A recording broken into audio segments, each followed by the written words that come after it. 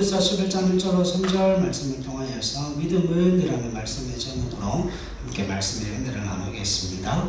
이사야 41장 10절 같이 읽어요. 시작. 두려워하지 말라. 내가 너와 함께 함이라. 놀라지 말라. 나는 내 하나님이 됨이라.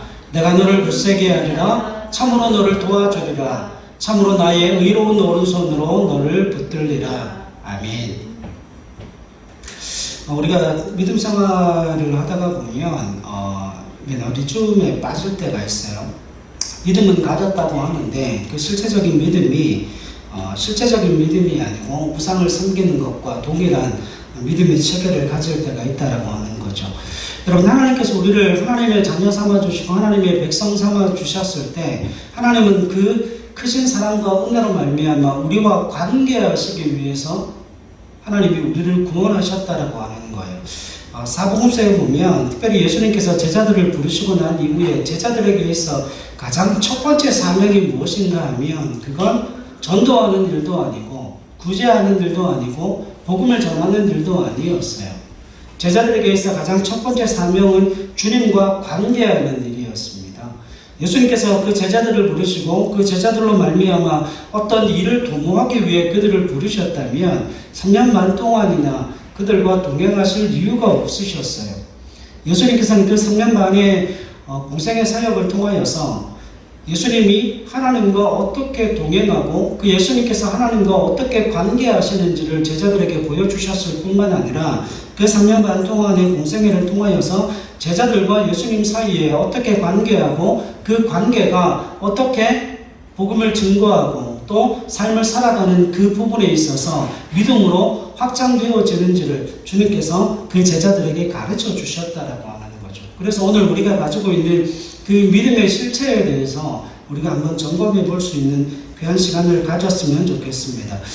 제가 생각하기에는 오늘 본문에 있는 말씀이 우리의 삶과 우리의 인생을 좌우할 만큼 중요한 말씀이에요. 왜냐하면 믿음과 신앙을 가지면 가질수록 우리가 주님을 무엇화할 수 있는가 하면 인격화해서 멀어지는, 그러니까 하나님을 기계화시키는 그와 같은 일들이 얼마나 많은지 몰라요. 그래서 예수 믿는 하나님의 사람들이 가지고 있는 대부분의 그 불만이 뭔가 하면 이겁니다. 나는 하나님 앞에 최선을 다했고 나는 하나님 앞에 인간적으로 할 수 있는 모든 도리를 다 했음에도 불구하고 하나님은 왜 내게 복 주시지 않고 하나님은 왜 내게 은혜 베푸시지 않는가라고 하는 그에 관한 원망과 불만과 불평이 우리에게 있는 게 사실이에요. 그러나 하나님은 우리에게 믿음을 주셨을 때 그 믿음이라고 하는 부분을 우리의 열심이나 우리의 진심이나 우리의 최선에서 그 믿음을 찾는 것이 아니라 하나님은 하나님과 우리 사이의 그 관계에서 믿음의 가장 중요한 근본적인 부분을 찾고 있다라고 하는 겁니다. 기독교 대백과사전을 보게 되면 믿음의 정의가 이렇게 되어 있어요. 믿음은 어떤 사물에 대한 신념과 어떤 사람에 대한 신뢰를 가리키는 말이다. 신학에서 믿음이란 인간이 절대적 또는 초월자를 이해하는 것을 나타내는 표현이다. 믿음은 새로운 지식을 발견하는 것과는 대조적으로 계시에 응답하는 것이다 라는 것으로 믿음이 정의되어져 있어요. 그러니까 믿음이 무엇이냐라고 할 때 사물에 관한 것이나 사실에 관한 것보다 하나님에 관한 것이 믿음이다라고 분명히 말하고 있습니다. 그러니까 하나님이 자신을 나타내시고 그 하나님에 대하여 우리가 믿음으로 반응하는 것이 곧 신앙이다라고 하는 거예요. 그러니까 여러분, 사람들이 믿음을 가지고 있고 신앙을 가지고 있다라고 하면서 실제로는 그 믿음이 아니고 신앙이 아닌 경우가 얼마나 많은지 몰라요. 그러니까 신앙을 기독교 대백과사전에서 뭐라고 이야기하고 있는가 하면 하나님이 자신을 나타내시고 그 하나님에 대하여 우리가 믿음으로 반응하는 것이 신앙이라고 되어져 있어요. 그러니까 우리의 진심이나 우리의 열심이나 우리의 최선을 이야기하고 있는 게 아니라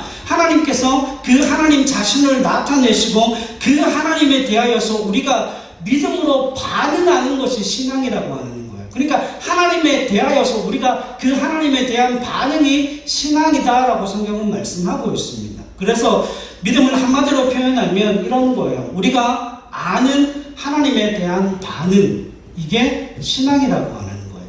그러니까 하나님이 빠지면, 우리의 믿음과 신앙의 대상인 하나님이 빠지면 그건 믿음일 수 없고 그건 신앙일 수 없어요.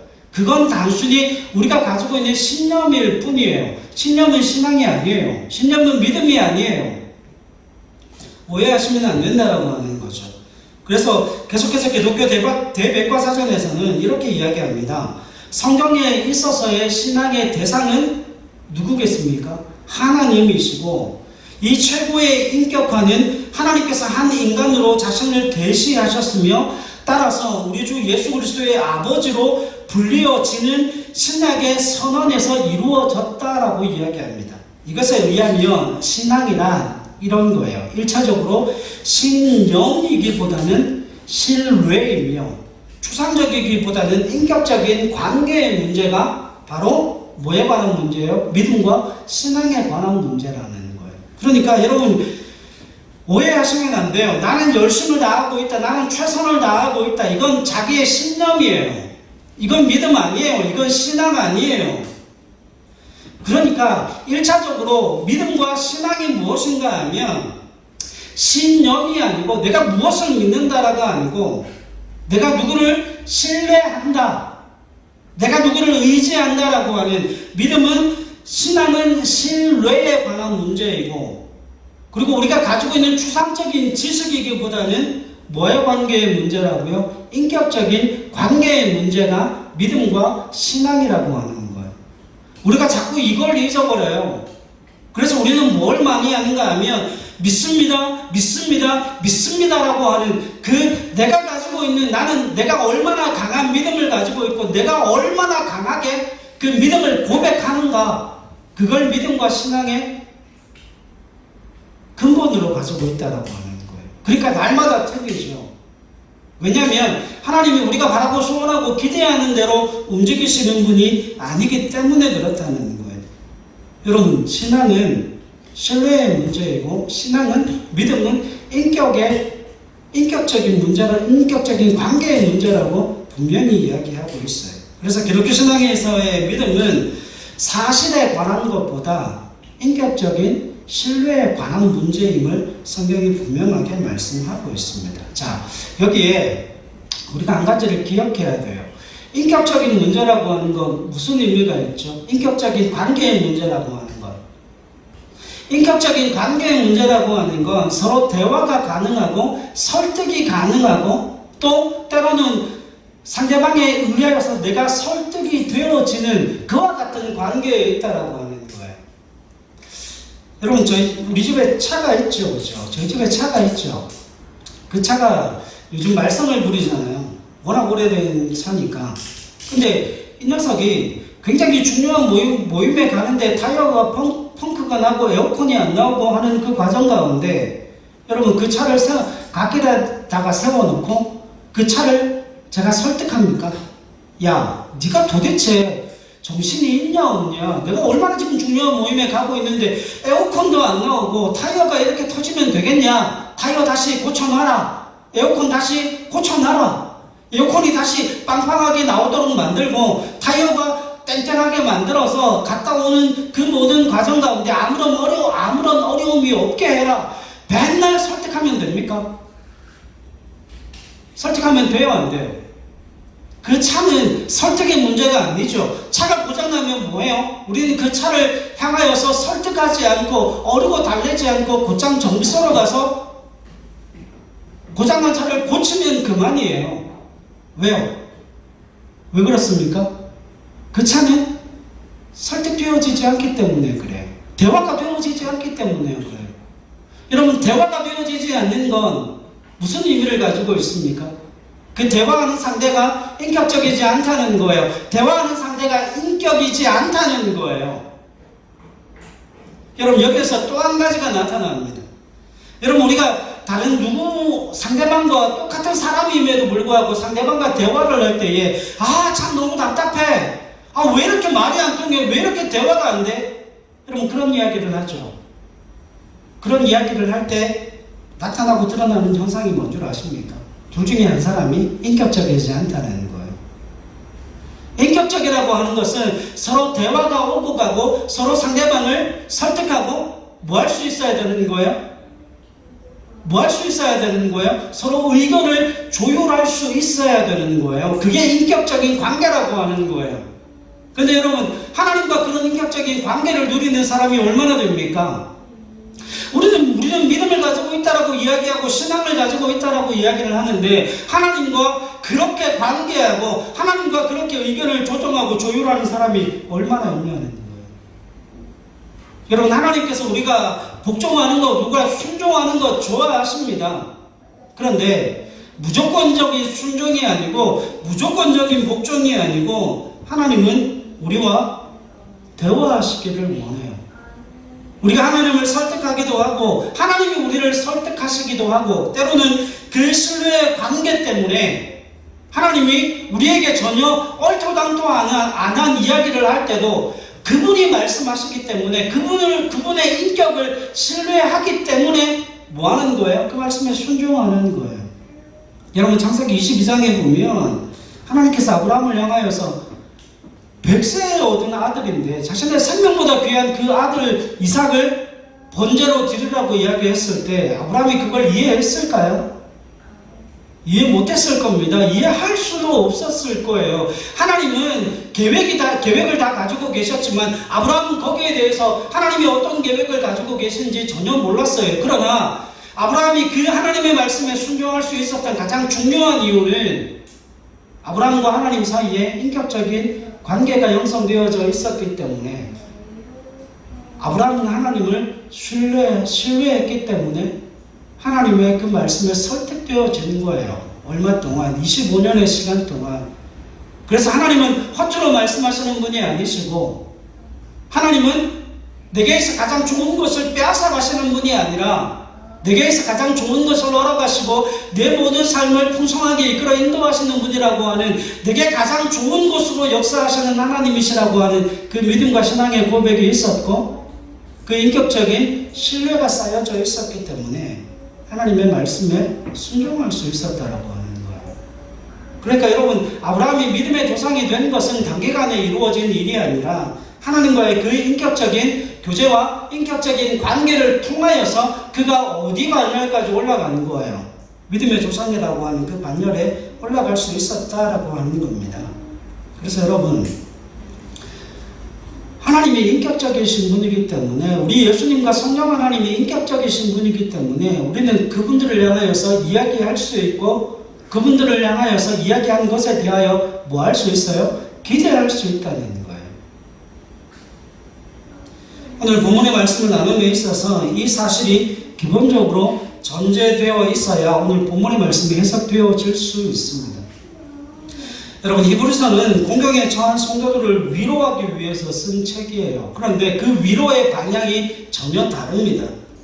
오늘 우리가 본문으로 선택한 이 11장은 예수 그리스도를 믿는 신앙에서는 예수 그리스도를 믿는 자가 자신의 신앙 때문에 고난을 감수해야 할 필요가 있고 또 고난을 감수해야 할 몫과 책임이 있다는 것을 말하고 싶어 하는 겁니다. 다시 말씀을 드리면 믿는 사이에서는 어느 한쪽이 일방적으로 모든 것들을 다 책임지는 것이 아니라 뭐예요? 주고받는 거예요. 주고받는 거예요. 그래서 여러분, 성경에 보면 우리가 잘 이해를 해야 되는데 사랑하라고 이야기를 하죠. 하나님은 사랑이시잖아요. 성경에서는 사랑하라고 이야기를 하는데 그 사랑 앞에 반드시 뭐가 붙는가 하면 서로라는 말이 붙어요. 그러니까 사랑하되 어떻게 사랑해야 되는 거예요? 일반적인 사랑이에요? 아니에요. 서로 사랑하는 거예요. 하나님은 그걸 원하시는 거예요. 하나님께서 우리를 사랑하실 때 일방적으로 사랑하신다. 천만의 말씀이요. 하나님께서 우리에게 그 사랑을 요구하십니다. 그리고 우리가 다른 누군가에게로 나아갈 때에 그냥 사랑하는 게 아니고 어떻게 사랑하라는 거예요? 서로 사랑하라라고 말씀하시는 거예요. 그러니까 믿는 사이에서는 어느 한쪽이 일방적으로 모든 것을 책임지는 것이 아니라 주고받는 것이며 하나님이 온천한 만물의 주인이시며 우리를 사랑하사 그 아들을 아끼지 아니하시고 십자가에 내어주신 것은 사실입니다. 그러나 하나님께서 우리를 위하여 인격의 관계에서 능력이나 이해의 관계를 떠나 하나님 편에서 하실 부분이 있지만, 믿음의 대상으로 부름을 받은 자는 그 상대방의 인격 앞에 자신의 인격을 동원하여 져야 하는 책임이 있다는 거예요. 자, 그게 뭔가 하면 이런 거예요. 하나님이 우리를 사랑하셔요. 우리는 그걸 믿음으로 고백합니다. 그래서 우리는 구원함을 받았어요. 하나님이 우리를 사랑해서 우리는 하나님의 자녀가 되고 백성이 되고 구원함을 받은 하나님의 백성이 되어지게 될 때에 요구받는 것이 뭐예요? 율법이에요. 그 율법이 뭡니까? 하나님의 사랑을 받은 자로서 하나님의 자녀답고 하나님의 백성다운 삶을 사는 거예요. 그게 신약으로 넘어오면 무엇과 연결되어집니까? 하나님을 사랑하는 그 모든 자녀의 백성들이 이웃을 당연히 사랑해야 하는 거예요. 그 이웃을 사랑하는 것 저절로 되어지는 것이 아니라 우리의 수고와 우리의 피와 땀과 눈물이 서려있는 헌신과 물질을 통하여서 뭐를 이루어가야 하는 거예요? 그 사랑의 실천을 감당해야 함을 성경이 우리에게 말씀하고 있습니다. 그래서 우리가 예수 그리스도를 믿고 하나님의 자녀라는 고귀한 자녀로 부름을 받았기 때문에 이제는 큰 영광의 은혜를 근거로 하여서 하나님 앞에 내어놓아야 될 그 책임들을 감수해야 한다는 게 뭐예요? 히브리서 11장이에요. 그러니까 히브리서 11장에서 나타나는 믿음은 하나님에 대한 믿음이 아니고 무엇에 대한 믿음이에요? 하나님께서 우리에게 베풀어 주신 그 사랑에 대한 인격적인 신뢰로서의 고난을 충분히 감당하고 그 고난을 무릅쓰고 그 고난 앞에서도 꺾이지 않는 그 믿음과 신뢰를 지켜나가는 그 믿음을 이야기하고 있는 겁니다. 그래서 구약의 인물들이 어떻게 하나님 앞에서 하나님의 자녀로 부름 받은 자의 책임을 감수했는가를 보라.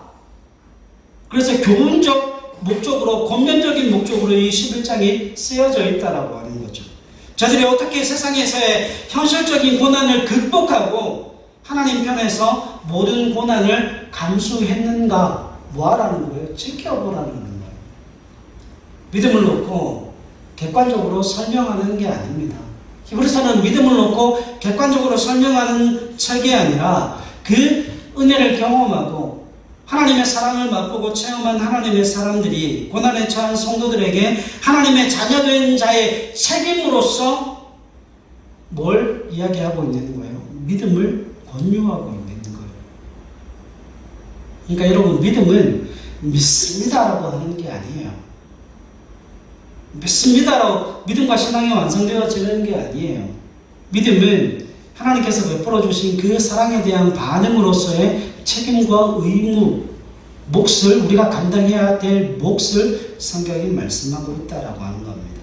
여러분, 이와 같은 관점을 통하여서 보게 되면 믿음은 바라는 것들의 실상이요 보이지 않는 것들의 증거니라는 말씀이 우리가 바라고 소원하는 바가 우리의 믿음대로 우리의 소원과 우리가 바라고 원하는 대로 이루어진다는 것, 그게 믿음이 아니다라는 그 사실을 알 수 있게 됩니다. 여러분, 여기서 믿음은 될 줄로 믿습니다. 되기를 바랍니다. 됐으면 좋겠습니다 라고 하는 자기 암시가 아니에요. 성경은 이것을 믿음이라고 하지 않습니다. 그래서 제가 서두에서 이야기했잖아요. 내가 얼마나 간절한가, 내가 얼마나 열심을 내고 있는가, 내가 얼마나 흔들리지 않는가가 믿음의 기준이 아니다라고 성경은 분명하게 말씀을 해요. 우리 오늘 읽었던 히브리서 11장 3절 말씀을 같이 한번 보죠. 히브리서 11장 3절요 같이 읽습니다. 시작. 믿음은 바라는 것들의 실상이요 보이지 않는 것들의 증거니 선진들이 이로써 증거를 얻었느니라. 믿음으로 모든 세계가 하나님의 말씀으로 지어진 줄을 우리가 아나니 보이는 것은 나타나는 것으로 말미암아 되는 것이 아니니라. 아멘. 여러분, 여기 3절에 보면 믿음이란 무엇인가 하면 이거예요. 모든 세계가 무엇으로 지어졌다는 걸 아는 거예요. 하나님의 말씀으로 지어졌다는 걸 아는 게 믿음입니다. 이게 믿음이에요. 그러니까 모든 세계가 하나님의 말씀으로 지어졌다는 것은 그 모든 결과가 누구의 뜻에 달려있다는 거예요.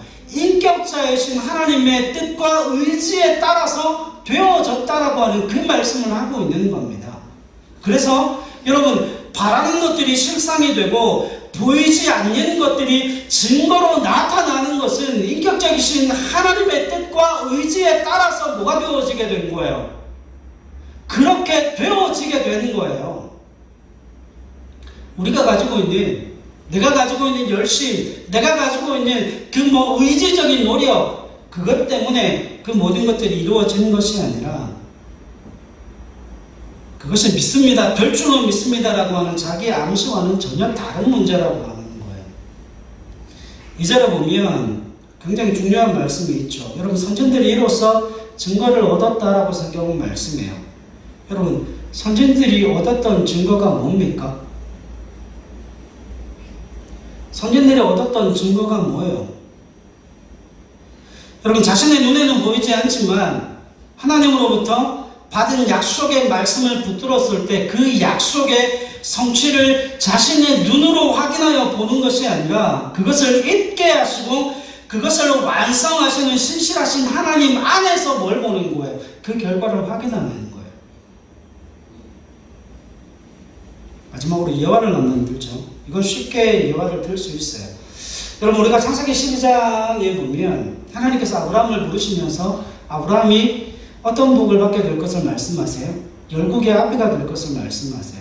오고 오는 그 모든 세대들이 이제는 아브라함을 통하여서 아브라함의 후손이 되어지게 될 것이고 아브라함의 그 믿음으로 말미암아 그 오고 오는 그 모든 세대들 가운데 하나님의 약속이 이루어질 것을 말씀하고 있습니다. 그런데 아브라함은 본토 친척 아비의 집을 떠날 때 하나님으로부터 분명한 약속을 받았어요. 그렇죠? 창세기 12장 1절로 3절에 보면 나옵니다. 그런데 아브라함의 생애에 있어서 그는 약속의 아들이라고는 누구 하나밖에 못 받았어요?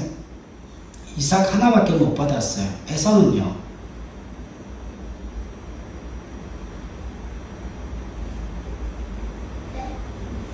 에서도 아니고 이스마엘은요?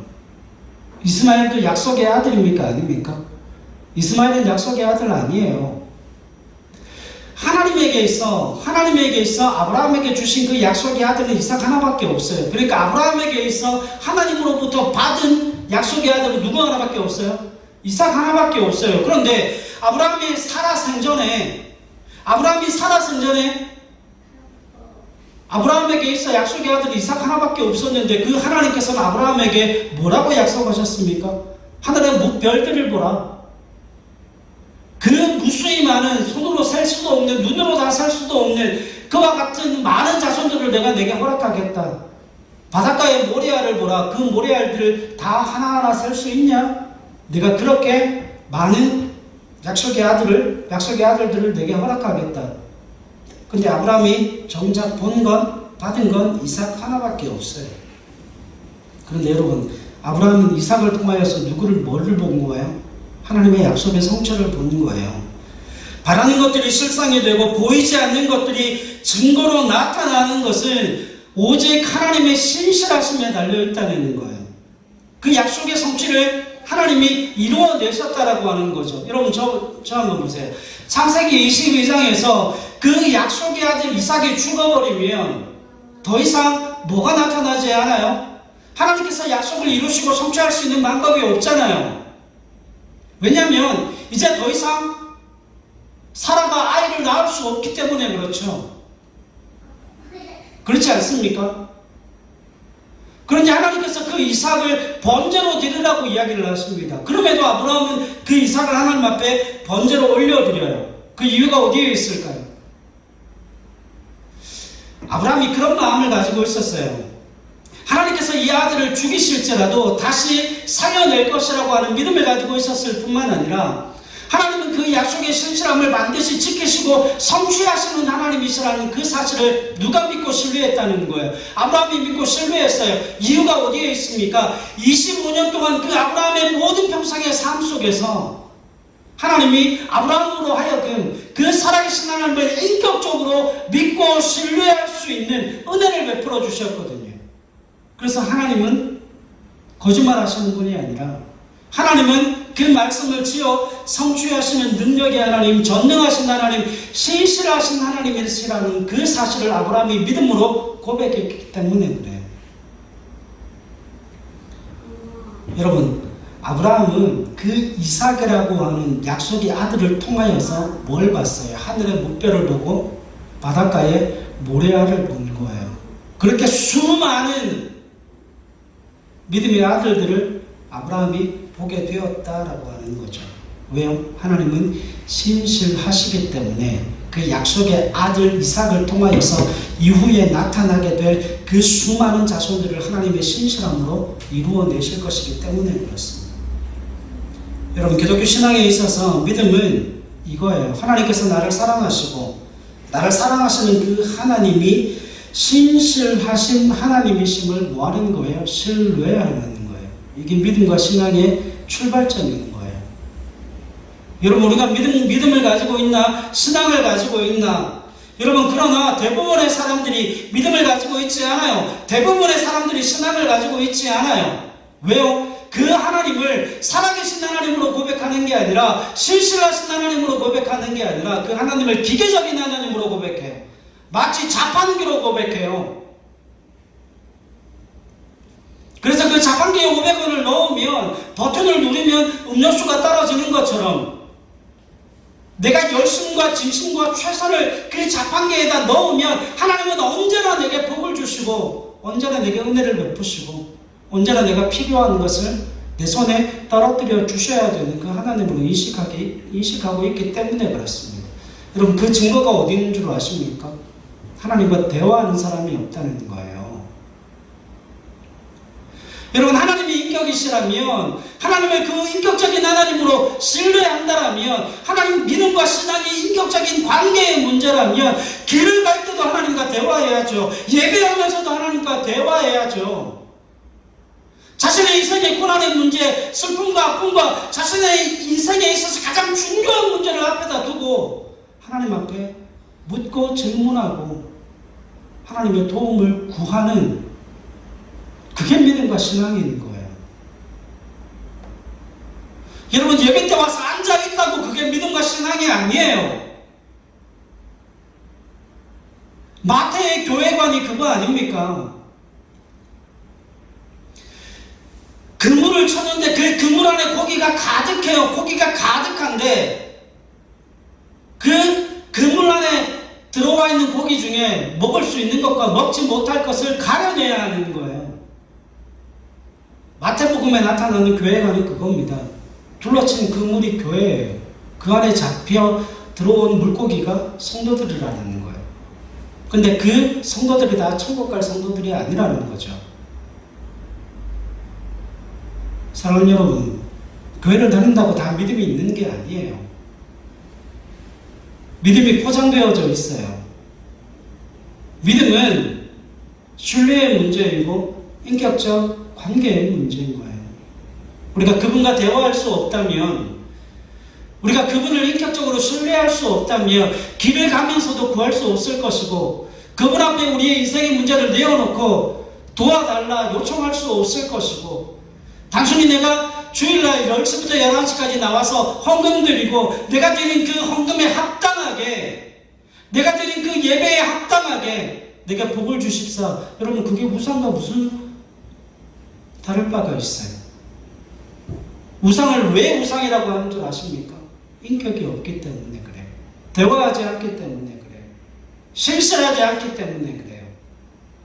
근데 우리가 그 하나님을 그렇게 대접하고 그렇게 대우하고 우리가 믿음이라는 그 보기 좋은 호를 뒤집어 쓰고 신앙인이라 그리스도인이라 자청하며 사는 사람들이 얼마나 많은지 모릅니다. 여러분, 아니에요. 히브리서 11장이 이야기하고 싶어하는 그 믿음은 그런 게 아니에요. 내 눈에 보여지는 게 없지만, 내 손에 잡혀지는 게 없지만 하나님이 약속하시고 하나님이 말씀하셨기 때문에 그 신실하신 하나님의 성품 때문에 그 약속과 그 말씀이 이루어질 것을 믿음으로 고백하는 거예요. 그리고 그게 믿어지는 거예요. 그게 뭐예요? 그게 그게 믿음인 거예요. 여러분, 믿음과 신앙은 억지로 되어지는 게 아니에요. 억지로 믿어질 수 있는 것도 아니에요. 하나님이 믿어지게 하시는 겁니다. 하나님은 어떤 상황 속에서도 그 사랑을 거두지 않으시는 하나님이시기 때문에 하나님의 사랑을 신뢰할 수 있는 거예요. 여러분, 이 믿음을 가지셔야 해요. 하나님의 신실하심에 대한 온전한 신뢰를 가지는 것, 이것이 히브리서에서 말씀하고 있는 믿음인 겁니다. 히브리서 11장에 많은 사람들이 나오죠.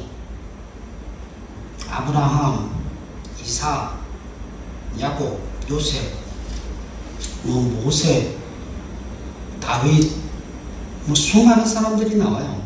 수많은 사람들이 나오는데 가장 중요한 건 여러분 11장 40절 보세요. 39절로 40절 보세요. 마지막으로 같이 한번 읽습니다. 히브리서 11장 39절로 40절 시작. 이 사람들은 다 믿음으로 말미암아 증거를 받았으나 약속된 것을 받지 못하였으니 이는 하나님이 우리를 위하여 더 좋은 것을 예비하셨은즉 우리가 아니면 그들로 온전함을 이루지 못하게 하려 하심이라. 아멘. 저 봐요. 그러면 이 사람들은 다 믿음으로 말미암아 증거를 받았으나 약속된 것을 받았어요? 못 받았어요? 못 받았어요. 40절에 이는 하나님이 우리를 위하여 더 좋은 것을 예비하셨은즉 우리가 아니면 그들로 온전함을 이루지 못하게 하려 하십니다. 그러면 하나님께서 그들에게 주신 그 약속이 온전해지려면 뭐가 필요한 거예요? 여러분, 하나님께서 아브라함에게 주셨던 그 약속이 온전해지려면 뭐가 필요한 거예요? 저와 여러분들이 필요한 거예요.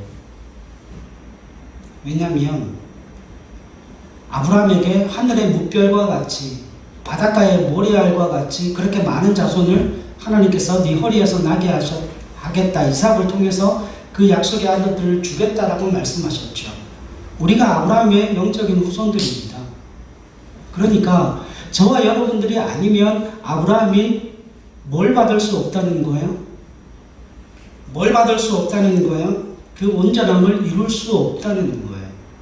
그러나 아브라함은 이삭 하나밖에 못 받지만 하나님의 신실하심이 오늘 이 땅 가운데 수많은 그리스도인들이 태어나게 하고 영적인 아브라함의 후손들이 이 땅 가운데서 발을 붙이고 살아가게 하심을 통하여서 하나님께서 아브라함에게 주셨던 그 약속이 저와 여러분들을 통하여서 어떻게 되어진다고요? 온전하게 되어진다. 그래서 하나님은 아브라함에게 뭐 할 수 있는 분이에요? 신뢰할 수 있는 분이 되셨다는 거예요. 사랑하는 여러분, 저와 여러분들의 삶 가운데 그 하나님을 신뢰하는 그 믿음이 회복되어질 수 있기를 원합니다. 참된 믿음과 참된 신앙을 소유하는 저와 여러분들이 되어지실 수 있기를 바랍니다.